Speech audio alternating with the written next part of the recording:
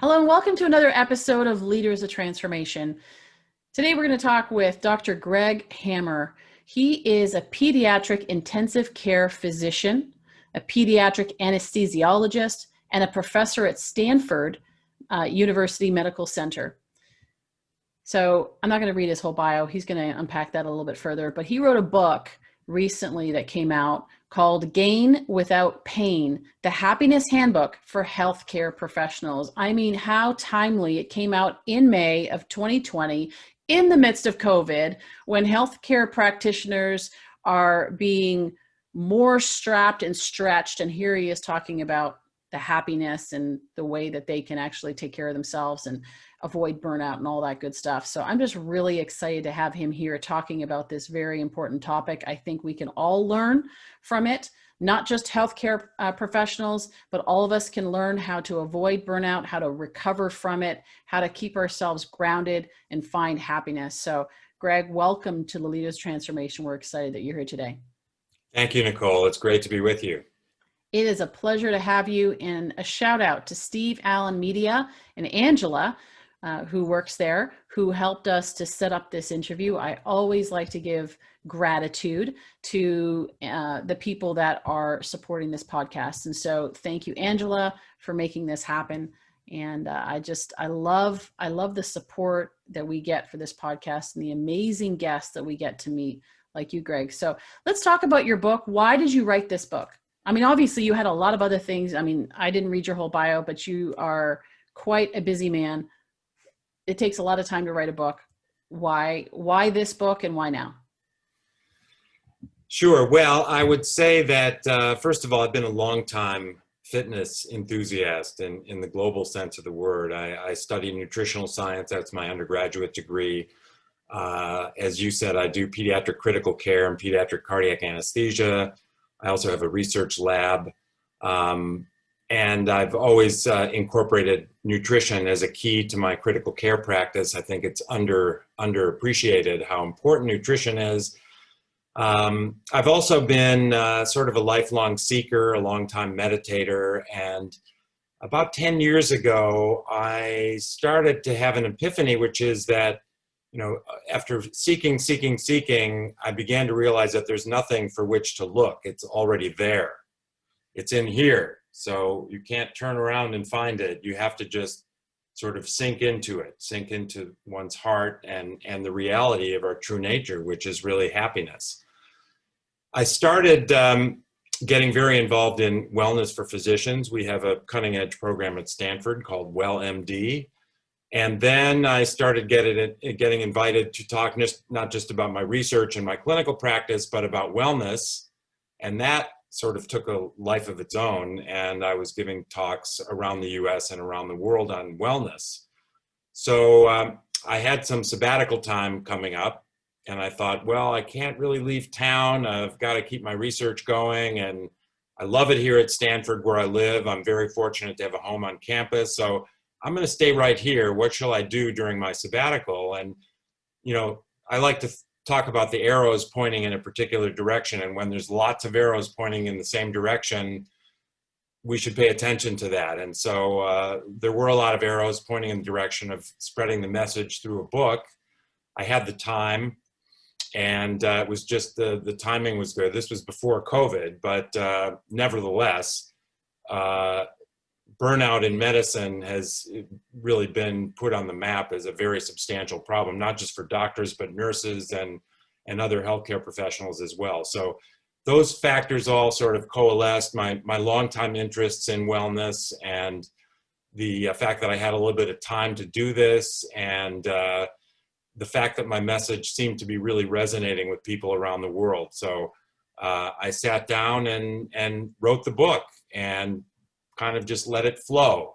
And I had a lot of fun with it, and I'm still having fun with it. Well, I loved your book. I read it, and I appreciate the simplicity and the power and the depth that you get into in your book. So let's talk about it, because you talk about 4 pillars, the GAIN, the acronym GAIN. So what are they? And let's just start unpacking those. Yes, the GAIN letters, again, as an acronym, as you suggested, are representative of gratitude. The A is acceptance, the I is intention, and the N is non-judgment. And I really feel that these are the four pillars of resilience and happiness. And, we can go through them, but in brief, gratitude is really at the core of happiness, according to, lots of other doctrines that are very long-standing philosophies and even religion.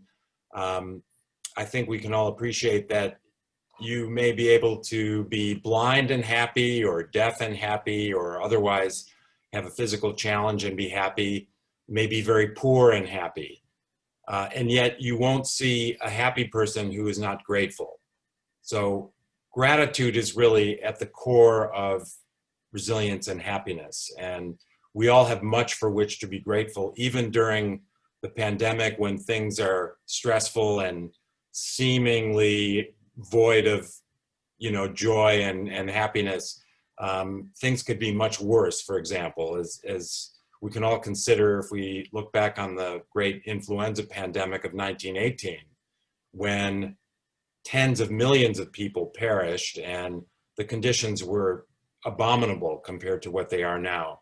Access to medical care, to food, to clean water, to communicating with people outside the home. We have so many advantages now that we didn't have 100 years ago, and we should be grateful for that.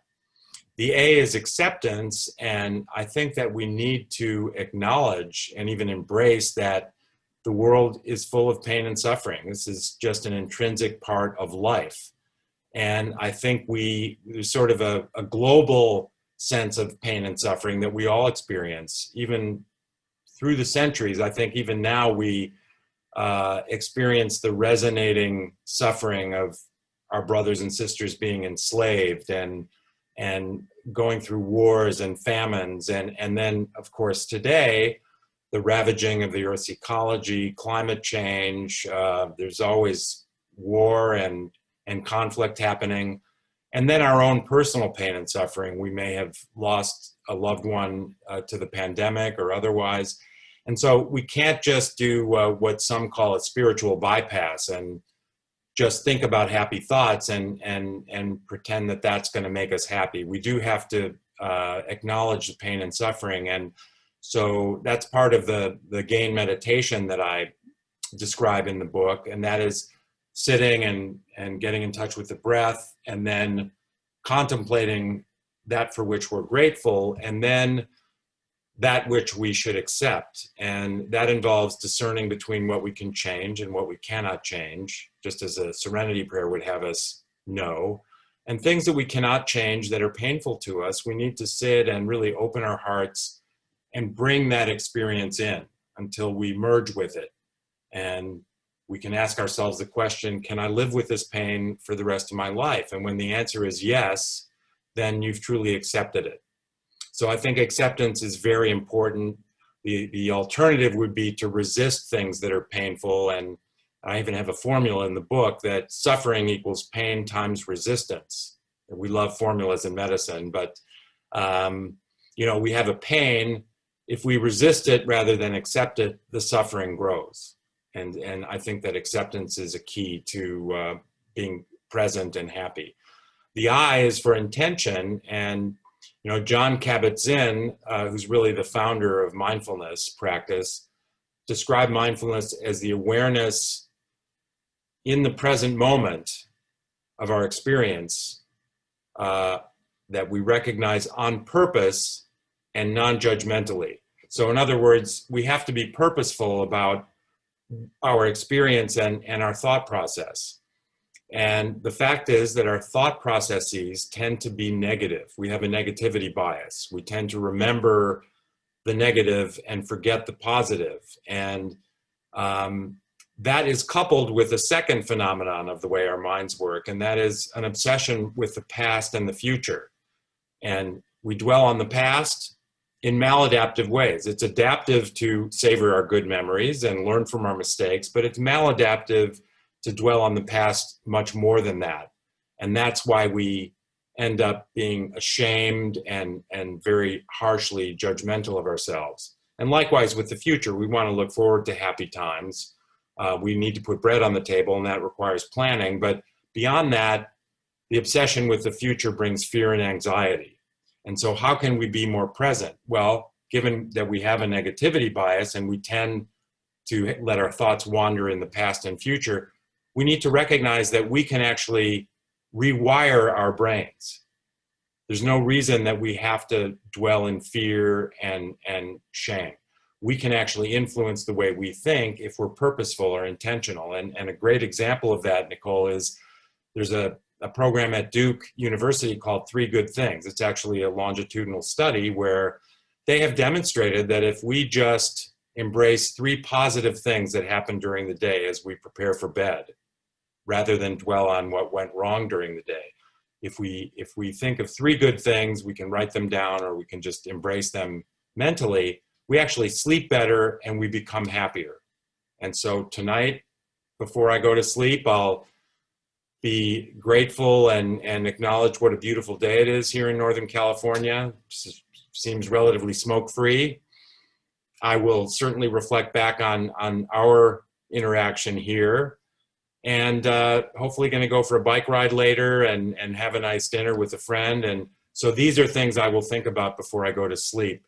And doing that just little by little as a daily practice actually does influence the way our minds work. And so intention is extremely important. And the end game is for non-judgment. And, you know, we're constantly judging everything around us. People, we're making comparisons between ourselves and others. You know, that person is better looking than I am, or I'm smarter than that person.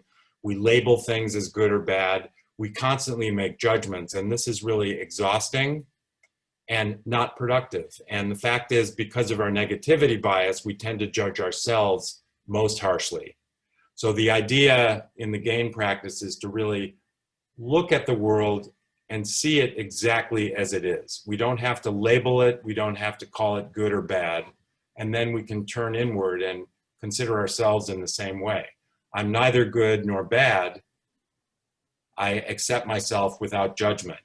And so these 4 principles of gain are interdependent, interrelated.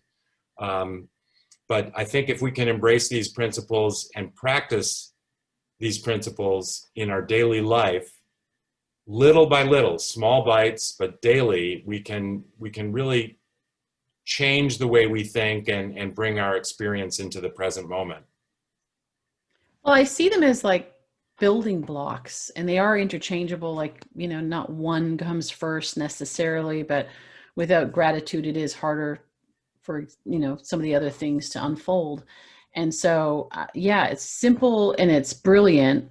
And, you know, it's so funny because when you read that and you go, okay, gratitude, acceptance, and oh yeah, okay, I do that, you know. But it's really about the embodying of it that is transformational. And so something like intention, and I love that what you were talking about in the book, is talking about the past, present, and future, is that we spend most of our time thinking about the past or worrying about the future. And so when you hear the word intention, you kind of think that's like an intention for the future. It's like, what am I planning to do? And most people, like, because we're such in a driven society, it's like, my intention, what's my intention for today? And what you're talking about is your intention of being right here. And it's that focus. It's like Tony Robbins talks about, you want to change your life experience, you change your words, change your focus, change your state. I teach all my clients that. I think it's powerful, right? If you shift your focus, and then you shift the words that you say to yourself, and because of course it all ties in together, it is very powerful. And then non-judgment is kind of an interesting one that I read. It was the Course of Miracles many years ago that I picked it up, and it's just a huge book, right?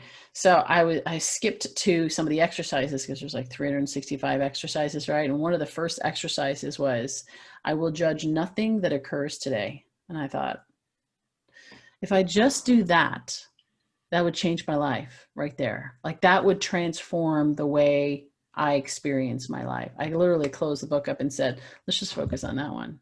I mean, the Bible talks about it, right? Judge not lest you be judged. And so it's a principle that goes across no matter what, religion, and you look at probably every religion has something to that effect, but yet it's so powerful. So we know about it, but it's the difference between knowing and doing. It's actually doing it, which is truly, truly profound. I'm curious. I know you talk a little bit about it in the book about the tragedy that happened in your life. And so maybe just talk a little bit about how you discovered these for yourself as they relate to that, or maybe even some of the tools that you had already developed and how you developed them so that you were able to cope with that tragedy when it came to be. Yes, as you know, I lost my 29-year-old son a little bit over 3 years ago. And of course, there are no words. It's a devastating occurrence. And of course, it sort of rocked my world. And as I contemplated it, however, I realized that, I had 29 years with this beautiful boy, and I should be very grateful for that. I feel very grateful for that. And I recognized as well that, again, we have to accept things we cannot change. And so there's nothing that can be changed about it. It's a finality, it's a reality.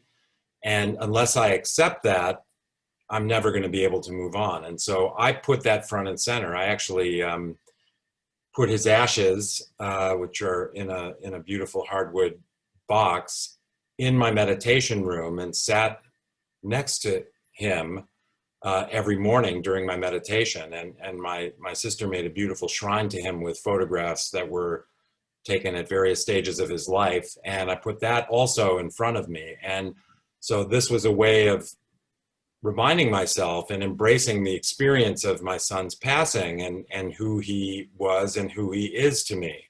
And, by doing that, I was able to kind of bring that experience closer and closer and open my heart and really merge with it. And I recognize that there are various ways one can deal with the death of a loved one, and we should be purposeful about how we embrace that experience. And it's a gradual process. I've learned as a teacher of medical students and residents and fellows that I think we learn best by taking small steps, but doing them daily. So repetition, small bites. So if I give a talk to the medical students, I really am going to try to spend 50 minutes or so making 3 points that they will remember, put some humor in there, etc. But small steps. I'm not going to be able to teach too many concepts all at once. So that occurred to me as well, that I just have to incorporate this experience in baby steps and move forward, be intentional and purposeful about how I go about that. And then, of course, we tend to judge ourselves as parents. For example, if I'd only done this, or if I'd only done that, or I was a bad parent, or I wasn't good at this. And we, because of our negativity bias, judge ourselves harshly. So I recognize that judging myself and going back into the past and feeling badly about, oh, if I'd only done this or that, I'm really enhancing my own suffering. And so these principles just kind of came to me. And then I thought, well, I'd like to kind of incorporate this into the meditation that I teach my students and residents.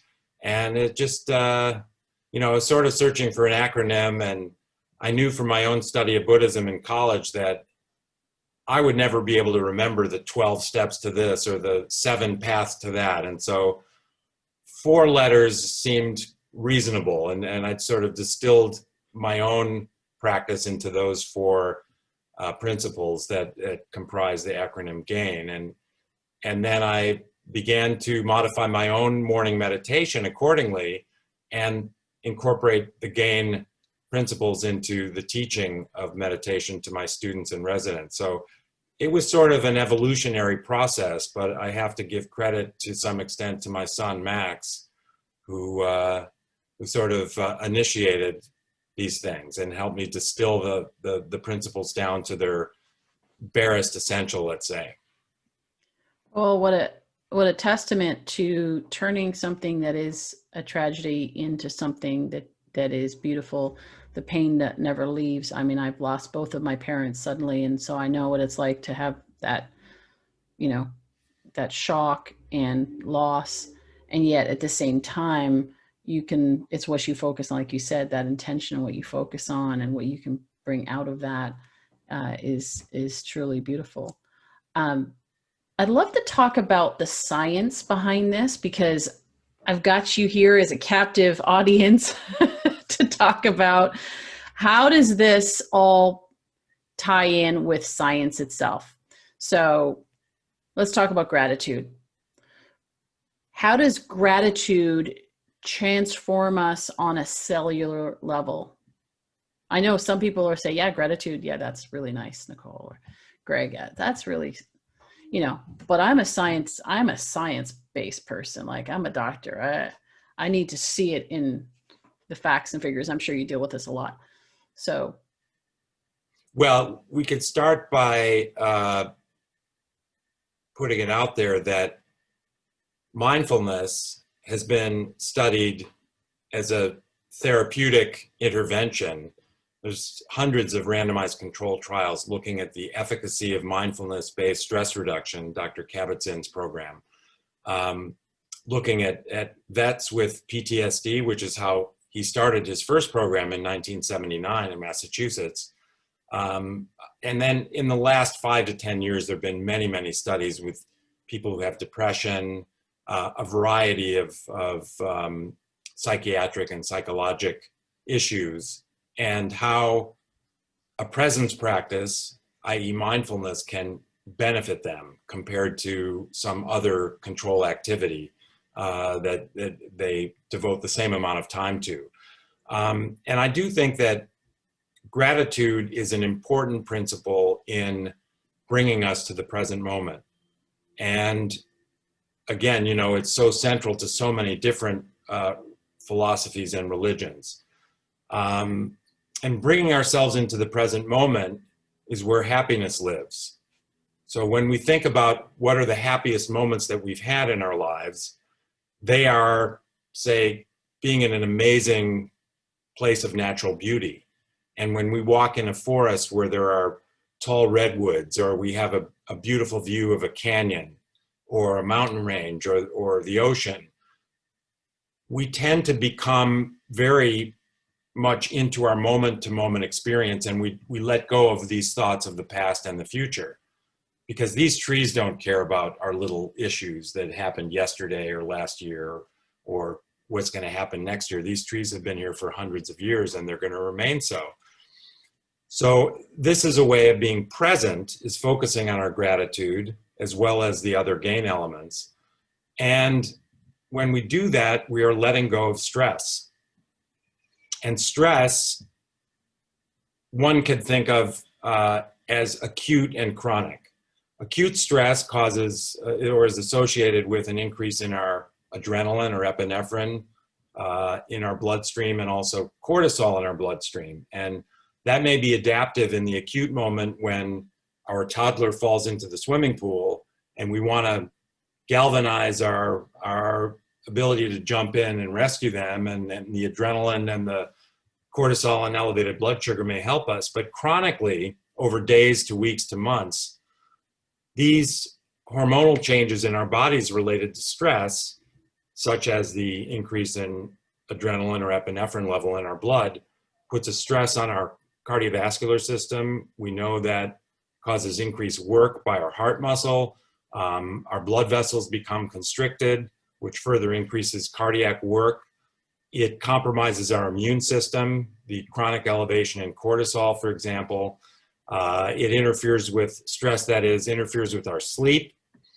It interferes with our ability to be resilient, and actually stress causes, when it's chronic, changes in our body and our chromosomes and our telomeres that are akin to aging.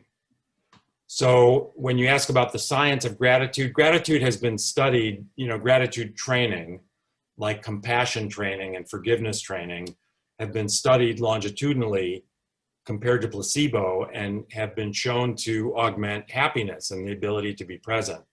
So there are a lot of studies that embrace gratitude, and there are a lot of studies on stress response.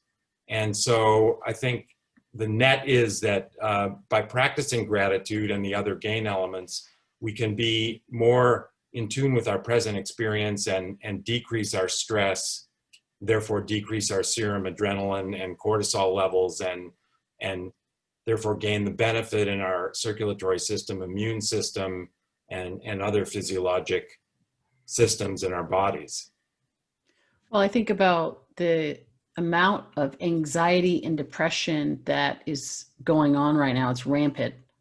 And you look at the healthcare system, you're at the forefront of this, is, the healthcare system and the amount of illnesses and challenges that people have.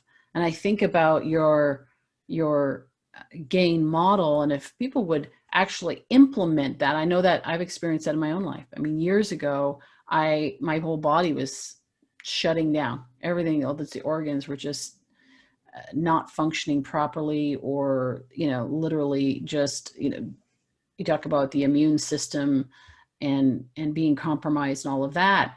And I had done everything that they told me to do, eat the right foods, to eliminate this, do this, all that stuff.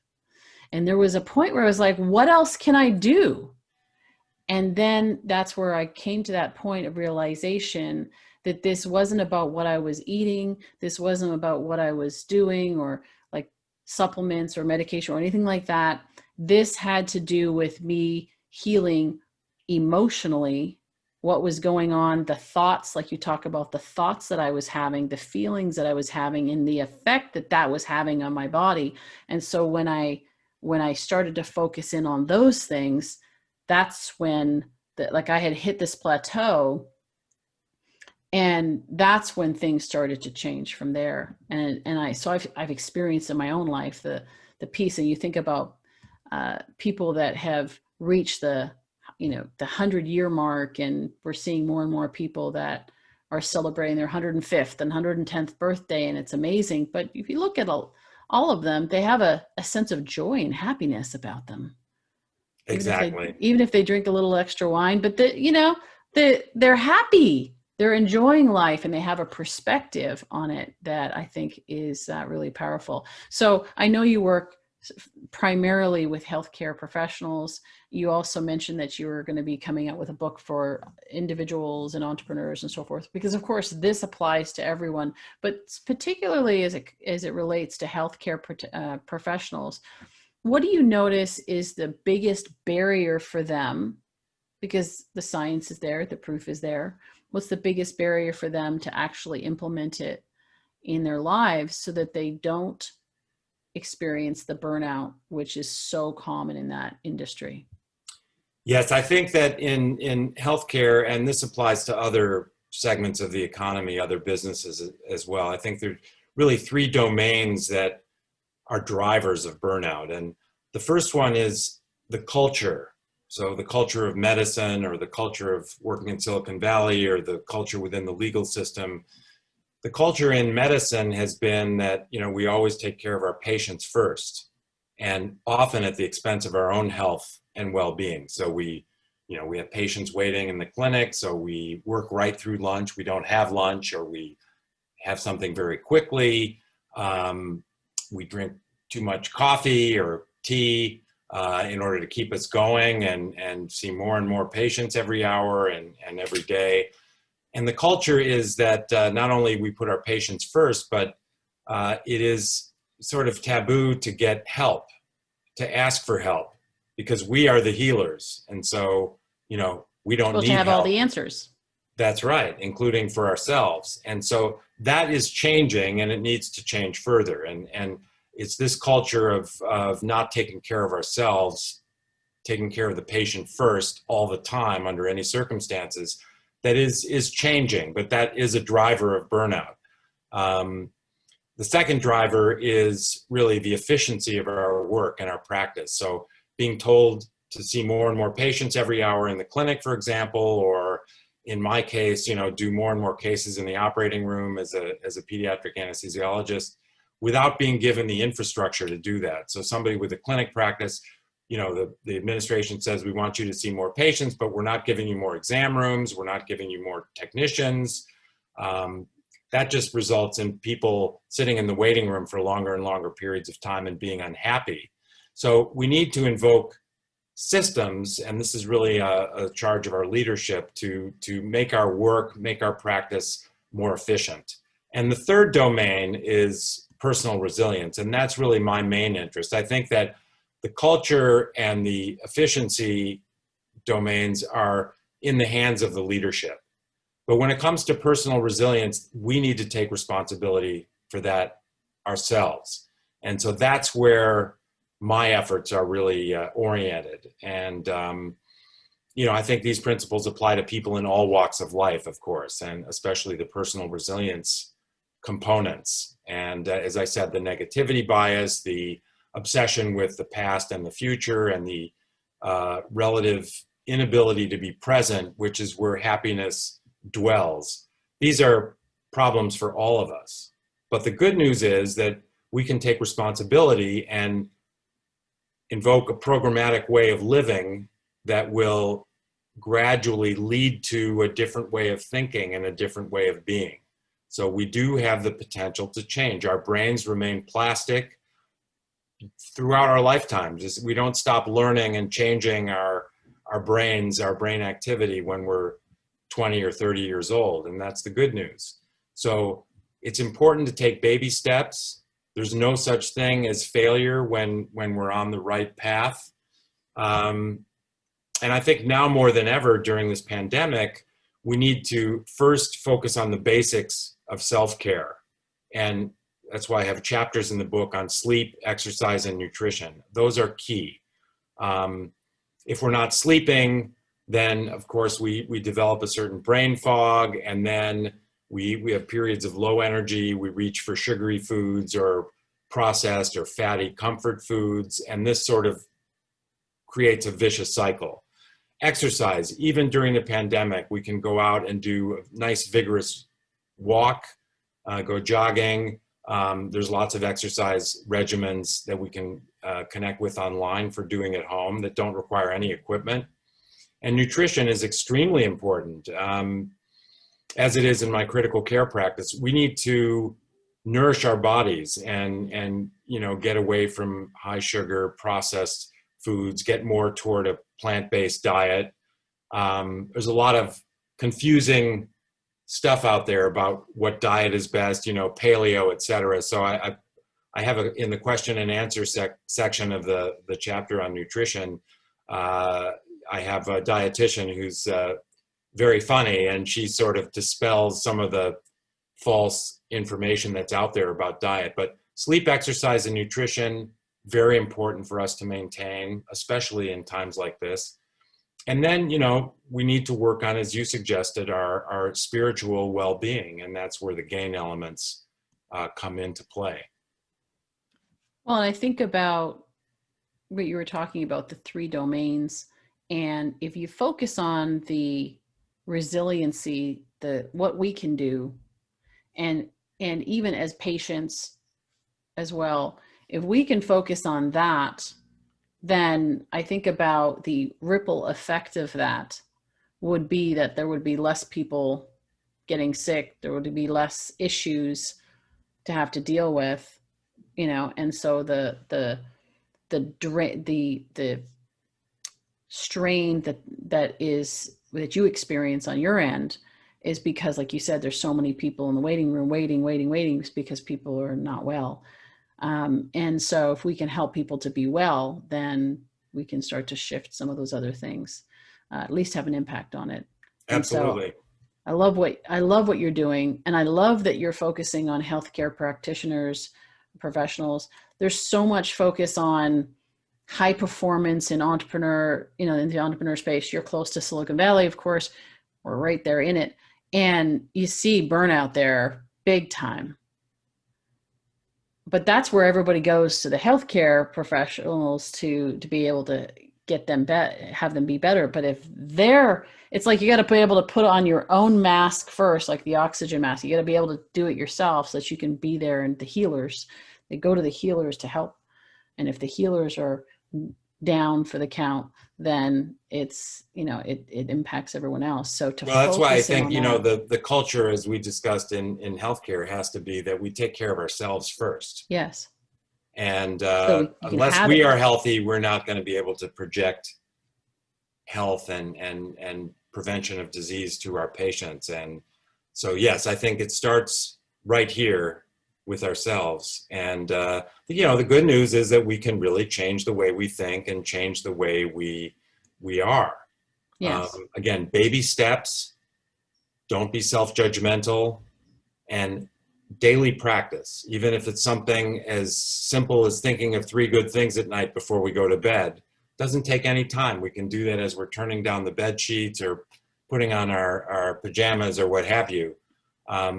These are small steps which over a period of time will result in a much greater sense of well-being and a much healthier persona. Absolutely.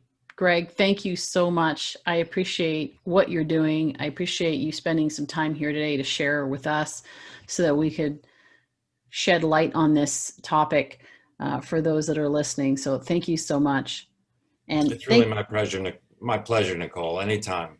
It has been, such a pleasure and insightful. And for our listeners and our viewers, I would encourage you to go to leadersoftransformation.com. We'll make sure all the links to be able to get access to Greg, his website, greghammermd.com is actually the website.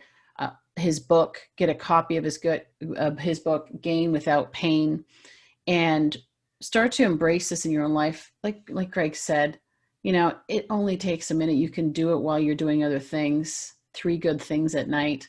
And I always say this to my clients is that if you don't have 5 minutes, 10 minutes a day for yourself, then you need to reevaluate your priorities and reevaluate your life. And maybe there's some boundaries that are being pushed that it's like we teach people how to treat us. And so that's our responsibility to take care of ourselves. Nobody else can do it for us. They could tell us what to do, but when it comes right down to it, it's our responsibility to create that for ourselves. So I encourage you to do that.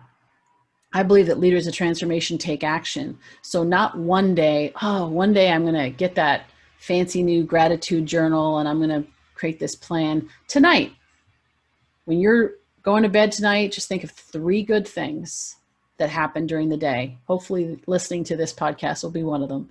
But 3 good things that happened today, and internalize those and let your mind marinate on those while you sleep. Turn off the news. Don't go to bed on the news. Go to bed on that, what Greg has just talked about, the 3 good things, and you'll have a much better rest and wake up refreshed and energized for the day ahead. So I encourage you that. We appreciate you. And we look forward to seeing you in the next episode of Leaders of Transformation real soon.